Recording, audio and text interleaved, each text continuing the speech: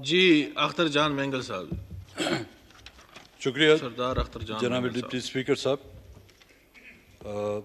काबिल एहतराम है हमारे मिनिस्टर लॉ तारड़ साहब।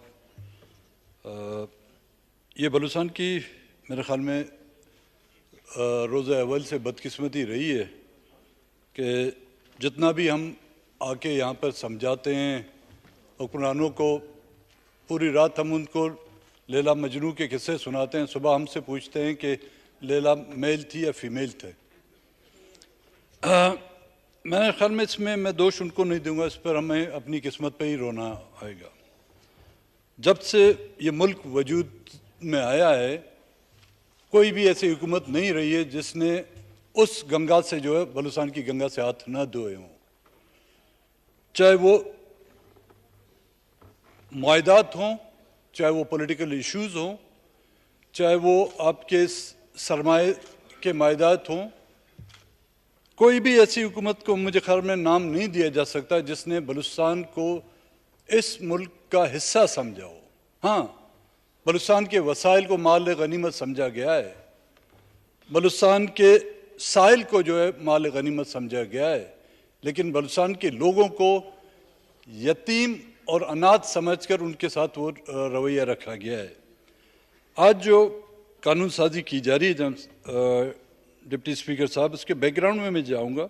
ये 1993 में BHP नाम की एक कंपनी थी जिसके साथ मुआहदा हुआ था, और कुछ अरसे बाद जब वो उस पर काम मुकम्मल ना कर सकी तो BHP ने सबलेट किया दूसरी कंपनी को, वही जो रेकोडेक का एरिया था। हम ये समझे शायद बलूचिस्तान में जो सोने के ज़खायर हैं या तांबे के ज़खायर हैं या जो चांदी के ज़खायर हैं वो बलूचिस्तान के लोगों की किस्मत बदलेंगे। बलूचिस्तान का जो 800 किलोमीटर का जो साहिल है वो बलूचिस्तान के लोगों की किस्मत में एक अहम तब्दीली लाएगा, लेकिन शूमी किस्मत इन्हीं वसाइल की वजह से हमारी जो है नौजवान उठाए जा रहे हैं। हमें जो है जिंदा कब्रों में, हमारे नौजवानों को जिंदा कब्रों में धकेला जा रहा है। साहिल की जब हम बात करते हैं कि साहिल पे हक हमारा होना चाहिए, लेकिन हक हम अपनी जगह पर हम कहते हैं कि जी इस सरजमीन से निकलने वाली मादनियात पे हक, सबसे पहले हक हमारा होना चाहिए। आपने अपने आइन में लिखा हुआ है कि जहाँ से भी कोई वसाइल निकलेंगे सबसे पहले हक उस इलाके का होगा, लेकिन हमें हक किस तरह दिया जाता है? उसी ज़मीन के तय में हमें जिंदा दफनाया दिया जाता है या गाड़ दिया जाता है। मुआहदात बहुत से हुए हैं बलूचिस्तान के लोगों के साथ। तारड़ साहब ने जिस तरह कहा कि इस मुआहदे के साथ 40% फल बलूचिस्तान को मिलेगा, मिले हैं बलूचिस्तान को फल, सुई के मामलात में बलूचिस्तान को फल मिले हैं, लेकिन सड़े गले फल मिले हैं। सीपेक के नाम पर पूरा पाकिस्तान तरक्की याफ्ता बन गया, जहां पे मोटरवे बन गए, जहां पे पावर प्रोजेक्ट बन गए, जहां पे सोलर पावर पार्क बन गए, लेकिन बलूचिस्तान को जो है एक मोमबत्ती तक नहीं मिली, ड्यूल कैरिज वे तक नहीं मिला, हमें एक सिंगल रोड तक नहीं मिला उस सीपेक के नाम से। तो जनाब डिप्टी स्पीकर साहब, कानून साजियां होती हैं, होना तो ये चाहिए था कि इस हुकूमत में, इस मखलूत हुकूमत में तमाम उन जमातों को एतमाद में लाते हुए अमेंडमेंट लाई जाती, लेकिन अफसोस से कहना पड़ता है जितनी भी यहाँ पर जमातें बैठे हुए सिवाय चंद एक के किसी को भी एतमाद में नहीं लिया गया। रातों रात एक बिल सुबह असेंबली में पेश किया जाता है जहाँ पर उस हुकूमत में बैठे हुए अरकान को पता नहीं, असेंबली मेंबरान को तब पता चलता है जब वो इतना अहम बिल जिसमें बलूचिस्तान की नहीं पूरे पाकिस्तान की किस्मत जिसमें लिखी हुई है उनको पता नहीं।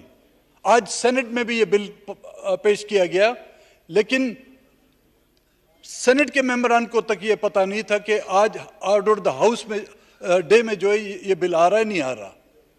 कानून साजियां की जाती हैं, यहाँ पर ज़रूरत वक्त पर कानून बनाए जाते हैं, अपने मफादात की खातिर रातों रात कानून साजियां की जाती हैं। रात के 12 बजे अदालतें खोली जाती हैं, इजलासात बुलाए जाते हैं, उनमें कानून साजी होती है। पहले ये तो देखा जाए कि इसी कंपनी के साथ जो मुआहदात हुए थे, सुप्रीम कोर्ट ने किन बुनियादों पर उसको रिजेक्ट किया, लेकिन फिर प्रेसिडेंशियल रेफरेंस के साथ हम सुप्रीम कोर्ट, हुकूमत सुप्रीम कोर्ट में जाती है, लेकिन उसकी उन बुनियादी वजूहात को सुप्रीम कोर्ट नजरअंदाज करती है। जल्दबाजी में वहां पे भी ये कानून पास होते हैं। अब वही कहां से नाजुल हुई? बैरिक एंड गोल्ड से वही नाजुल हुई है, कहीं और से वही नाजुल हुई कि रातों रात जो है ये कानून साजियां होती है और कानून पास किए जाते हैं। और ये जो आज अमेंडमेंट लाई गई है, आज पीपल्स पार्टी के हमारे मेंबरान यहां पर बैठे हुए हैं, 18th अमेंडमेंट में उनका एक बहुत अहम रोल रहा है, लेकिन मुझे अफसोस के साथ ये कहना पड़ता है कि वो 18th अमेंडमेंट जिसमें पीपल्स पार्टी का अहम रोल है, उसी 18th अमेंडमेंट को रोल बैक करने के लिए आज इसकी शुरुआत हो रही है। ये आज वाज़ेह करना चाहता हूं, ये तारीख में लिखे जाएंगे और मेरे वो काबिल एहतराम दोस्त जिनका ताल्लुक पीपल्स पार्टी से है, जिन्होंने 18th अमेंडमेंट लाई, ये इख्तियारात आज मरकज को देकर तो डिक्लेयर कर दें, इन सूबों के नाम खत्म कर दें, फिर 1970 से पहले वाली पोजीशन ले आए, 1 यूनिट बना दें, तमाम सूबों को बलूचिस्तान का नाम खत्म कर दें, सिंध का नाम खत्म कर दें, कि खैबर पख्तूनख्वा का नाम खत्म कर दें, पंजाब का नाम खत्म कर दें, 1 यूनिट बना लें। तमाम इख्तियारात का जो मुंबा जो है वो मरकज होगा, जो मरकज फैसले करेंगे हम सर चश्म उसको तस्लीम करेंगे। लेकिन अगर सूबे हैं, सूबे के कुछ कवानीन हैं, सूबे के कुछ इख्तियारात हैं, तो खुदा राह उन सूबों को वो इख्तियारात दें। बलूचिस्तान पहले ही आग में झुलस रहा है। इस तरह की अमेंडमेंट आप ला के, इस तरह के कानून साजी लाकर आप बैरूनी कुव्वतों को या बैरूनी सरमाएदारों को खुश रख सकते हैं, लेकिन बलूचिस्तान में नफरत दिन ब दिन बढ़ती जा रही है और इस तरह की कानून साजी में बलूचिस्तान को जो है ना आप उस नहज धकेल रहे हैं।